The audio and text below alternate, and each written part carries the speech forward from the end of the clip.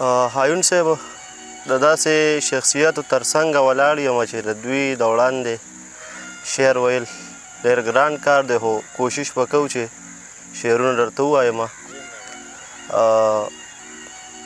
د غزل مطلع عرض ده چې نور پسې نه یم خو صرف چې فلار شي پښتون، نور پسې نه یم خو صرف چې فلار شي پښتون، کومه خبره داسې وکړم چې هوښیار شي پښتون.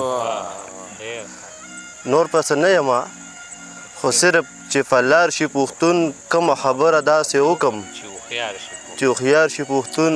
الله ته وګورئ چې ځان کې اتفاق پیدا کړی، الله ته وګورئ چې ځان کې اتفاق پیدا کړی. اغیار لګیا دي چې د یو بل نه ویزار شي پښتون. او حامده ما به دا ارمان خاورو له ورسوي چې به د جنګ جګړو کله په قلار شي پښتون.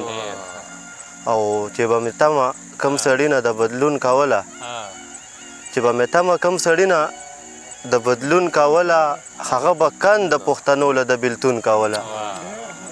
او ښکلې مرغۍ وه خو د عمر و زخمي په وزر، عجیز صاحب ښکلې مرغۍ وه خو د عمر و زخمي په وزر، ښه په رضا یې حاتمه د خپل ژوندون کوله.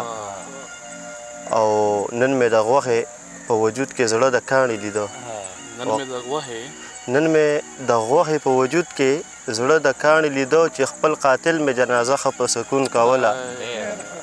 او وقار صاحب شعر دی چې ورته ګورم اتفاق د پښتنو رایاد شي، هسې یو ساعت مې تماشه د میږتون کوله. او مولا باید چې د پوښتلې وې زړګې د حامد چې فیصله دې د دوو زړونو د تړون کوله. ډېره مننه.